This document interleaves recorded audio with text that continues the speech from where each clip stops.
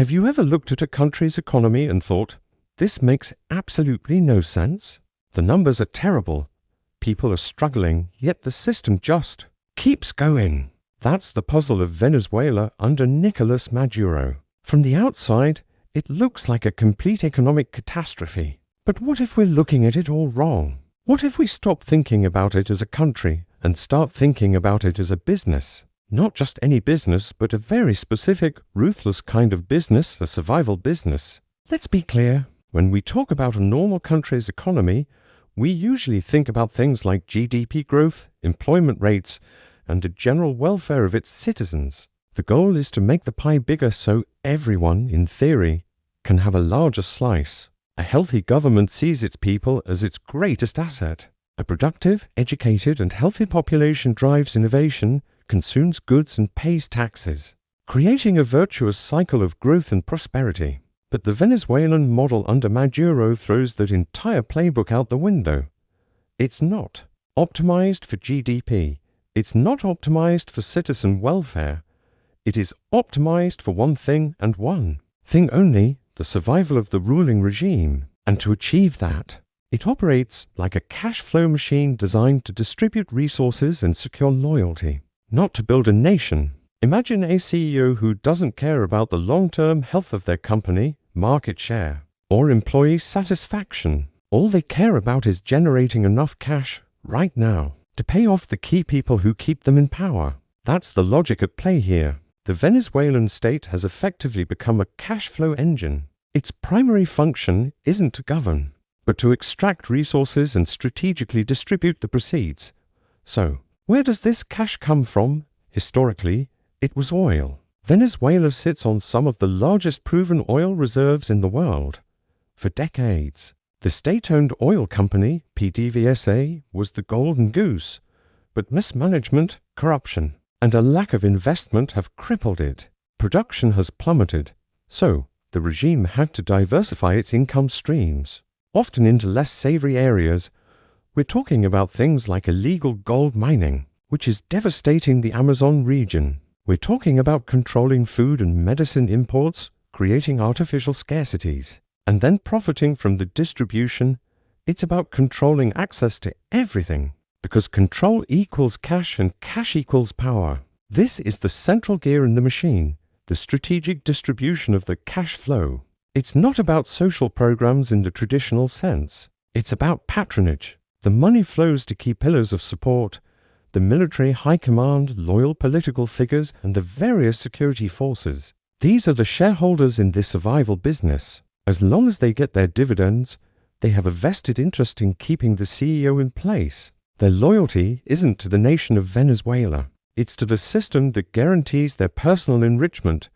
This creates a bizarre, parallel economy. While the official economy has collapsed, with hyperinflation wiping out savings and salaries, a shadow economy thrives. It's a world of US dollars, backroom deals, and privileged access. If you're part of the system, you can live a life of luxury. If you're not, you're left to fend for yourself in a landscape of scarcity and decay. And what about the citizens in this business model? In a normal country, citizens are the assets. In this model, they are a cost. They are a line item on a balance sheet to be managed, minimized, or even discarded. Think about it. A population that needs services like healthcare, education, and infrastructure is expensive. A population that demands rights and political participation is a threat. So, the regime's strategy is to manage this cost. One way is through social control programs like the clap boxes of subsidized food. On the surface, it looks like welfare. In reality, it's a tool of loyalty. Access to these essentials is often tied to political allegiance. It keeps people dependent and disempowered. It's not about feeding the hungry. It's about controlling them. Another, more tragic, way the cost is managed is through migration. Over 7 million Venezuelans have fled the country. That's more than 20% of the population. From a traditional economic perspective, this is a catastrophe. It's a massive brain drain of doctors, engineers, and skilled workers. It's a demographic collapse. But from the perspective of a survival business, it's a grim form of cost cutting.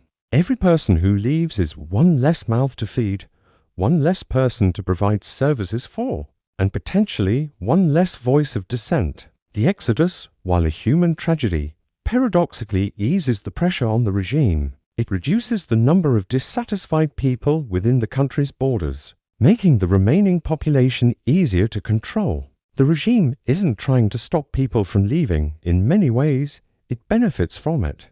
This is the horrifying core message. When survival becomes the business model, society itself becomes a depleted input. The country's resources, its oil, its gold, its forests, and most importantly, its people are not being cultivated for a shared future. They are being liquidated for short-term cash to keep the operation running. The long-term consequences are irrelevant. The business isn't planning for a 20-year future. It's planning for next month's payroll to the security forces. This explains so much of what seems irrational from the outside. Why not implement sound economic policies to fix hyperinflation? Because that would require giving up control over currency and imports, which are major sources of cash. Why not invest in the oil industry to bring it back to its former glory? Because that would take years and require transparency, disrupting the current patronage networks. Why not stop the environmental destruction from illegal mining? Because that mining is a vital, unregulated source of income. Every decision is filtered through a single question. Does this help the regime survive? Not, is this good for the country? Not, is this good for the people? But, does this keep us in power tomorrow? The end result is a nation being hollowed out from the inside.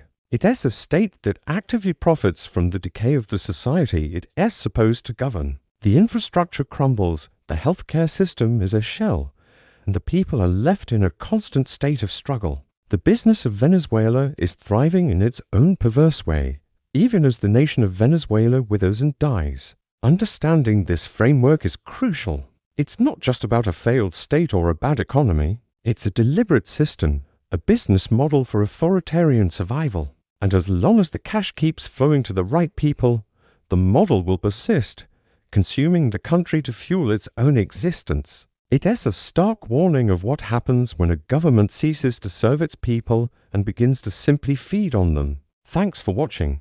If this perspective gave you a new way to think about these complex issues, consider liking the video and subscribing to the channel for more deep dives.